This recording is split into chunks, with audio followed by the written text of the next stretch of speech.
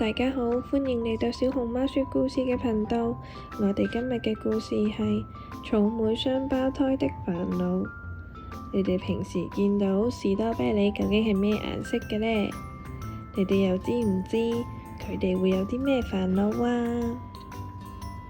草莓雙胞胎的煩惱，中屋美和。草莓雙胞胎接到蔬菜學校寄嚟嘅入學通知單，非常之驚訝。好奇怪啊！草莓雙胞胎認為自己係水果，但係佢哋就收到蔬菜學校嘅入學通知。入學通知單，草莓雙胞胎，歡迎你哋嚟到蔬菜學校學習變成更加好味嘅草莓。蔬菜學校敬上。雖然覺得好奇怪，但係草莓雙胞胎都係去咗蔬菜學校度返學。茄子老師係蔬菜學校嘅老師，佢教導大家點樣變成更加好味嘅蔬菜。學校入面嘅同學有小番茄，有粟米，有白蘿蔔、紅蘿蔔，仲有小青椒、高麗菜，各種唔同種類嘅蔬菜一齊上堂。有一日，草莓雙胞胎拎咗佢哋最鍾意嘅相，睇得好專心啊！你哋喺度睇緊乜嘢啊？小番茄大聲咁問。係蛋糕同埋冰淇淋新地嘅相咯。草莓雙胞胎答。蛋糕同冰淇淋新地係乜嚟㗎？小青椒都好好奇咁行埋嚟。草莓雙胞胎好開心咁將相分畀佢哋睇。嗱，呢個咪蛋糕啦，好靚㗎，睇起身仲好好味添啊！嗱，呢個呢就係冰淇淋新地啦，好可愛，好好食㗎。如果我哋變成好味嘅草莓，就可以做成蛋糕同新地啦。小番茄同小青椒都話：哇，真係睇起身好好食嘅甜品喎！小番茄同小青椒都忍唔住將相片傳咗畀其他同學仔睇，大家睇咗都話：草莓又甜又香，唔係好似蔬菜喎。草莓雙胞胎，你哋比較似水果多啲喎。草莓雙胞胎聽到，好認真咁講：大家都係咁樣覺得咩？其實我哋都覺得自己係水果啊！草莓雙胞胎即刻跑咗去揾茄子老師。老師，我哋返咗學啦，我哋要轉學去水果學校啊！茄子老師嚇咗一跳，仲未嚟得切回答，佢哋就離開咗學校啦。老師，對唔住啊，我哋同草莓雙胞胎講，你哋比較似水果。結果佢哋真係相信啊，咁點算啊？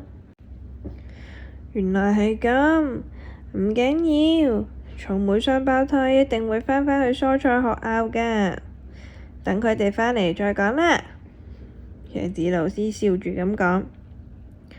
草莓雙胞胎去到隔離鎮上面嘅水果學校，一股好香甜嘅氣味飄過嚟啊！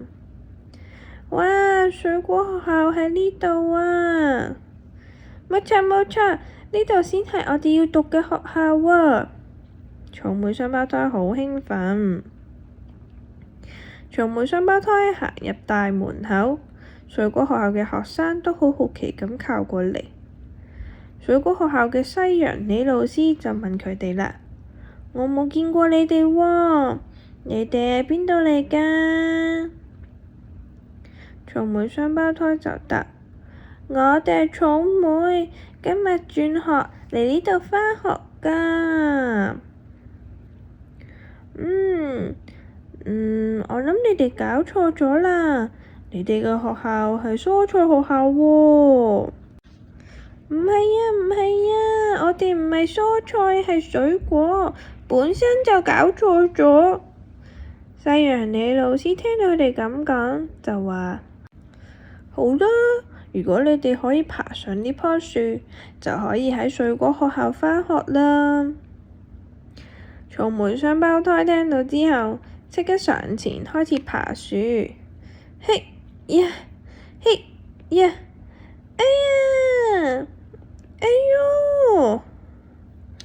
草莓雙胞胎一次又一次，一次又一次咁，無論幾努力都係爬唔到上樹啊。而其他嘅水果同學就可以輕輕鬆鬆，好快咁爬到上樹。喺樹上面結果嘅水果，要爬到樹上邊先至可以生成好味嘅水果㗎。原來爬樹對呢啲水果係咁重要㗎，所以我哋真係蔬菜咩？雖然唔係好明白，草莓雙胞胎都係要返去蔬菜學校啊。呢個時候，等一陣啊，可唔可以帶埋我一齊去啊？我呢係叫牛油果。我生得唔係好似水果㗎，而且我同其他嘅水果都唔一樣。我又唔甜啦，又冇香氣啦。你哋望下呢啲相，我點睇都似蔬菜啩。草莓雙胞胎好了解牛油果嘅心情啊！冇問題。你係水果定係蔬菜？咁你自己去揾答案啦。於是乎，佢哋就帶住牛油果一齊返到去蔬菜學校啦。啊！草莓雙胞胎返嚟啦！咦？仲有個我哋唔認識嘅朋友喎。小青椒指住前邊咁講：你哋返嚟啦！茄子老師笑眯眯咁出嚟迎接佢哋。老師，我話我哋唔識爬樹，我哋唔可以上水果學校喎，所以我哋可唔可以返嚟上堂啊？茄子老師溫柔咁講：梗係可以啦，呢度就係草莓雙胞胎嘅學校啦。不過請問呢位同學係？我呢係叫牛油果，我喺水果學校轉學過嚟㗎。我想喺蔬菜學校返學啊。哦，原來你都遇到同草莓一樣嘅問題呀。茄子老師有啲驚訝，不過都係微笑咁講：好啦。咁今日你就嚟做蔬菜學校嘅學生啦！哇，真係好好啊！請大家多多指教。當當當當，上課嘅鐘聲響起啦！今日大家去到最喜歡嘅菜園入面，好好地咁喐下身體，盡情咁玩啦！快啲去，快啲去，快啲去！茄子老師講完，蔬菜同學就即刻去到各自嘅菜園入邊，有啲呢就玩泥巴，有啲呢就匿埋喺土入面，玩得好開心啊！喺菜園入面玩係蔬菜最鍾意嘅活動嚟㗎。牛油果第一次嚟到菜園，佢嘗試將隻腳踩喺啲泥土入面，結果呢，泥沙就跑到眼入面，令到佢係咁流眼淚打乞嗤。老師，我冇辦法喺菜園入面玩啊！牛油果即刻跑咗去菜園嘅出面。茄子老師就話啦：蔬菜要喺菜園入面慢慢長大，呢度係蔬菜生長嘅重要地方。牛油果冇辦法留喺菜園入面，但可以呢爬樹，樹先至係你生長嘅重要地方啊！草莓呢要上蔬菜學校，牛油果要返水果學校，就係呢個原因啦。老師，所以唔係用外形同味道嚟分別，而係睇我哋嘅生長地方，啱唔啱啊？高麗菜問。冇錯啊，喺啱嘅環境生長，先至可以變得更加好味㗎。就好似又甜又香嘅西瓜同哈密瓜，佢哋呢都係返蔬菜學校。無論係蔬菜定係水果，最重要呢就係變得更加好味。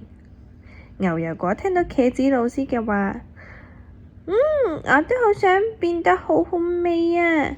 所以我而家要返去水果學校啦。自從嗰日之後，雙胞胎唔再煩惱自己究竟係蔬菜定係水果，佢哋淨係想變成好味嘅草莓啫。終於，草莓雙胞胎變得紅卜卜，聞起身又甜又香。蔬果店嘅蔬菜大叔嚟接佢哋啦。顏色合格，味道合格，外形合格，貼上咗合格嘅貼紙，佢哋坐上火車出發啦。火車搖搖晃晃咁一路開到去蔬果店。蔬果店將草莓雙胞胎擺咗喺水果區嘅架上面，然後就喺草莓下面嘅架上面。啊，係牛油果？咦，係草莓雙胞胎呀？我哋依家同樣都擺咗喺水果區啊！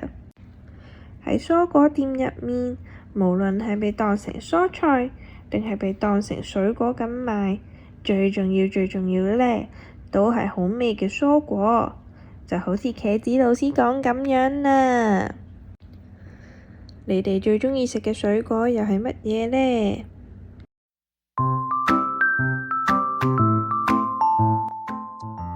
如果你鍾意我哋嘅故事，歡迎你訂閱我哋小熊貓說故事嘅頻道，記得 like 同 share 俾朋友仔啦。我哋嚟緊會出更多廣東話同英文嘅故事，下次見。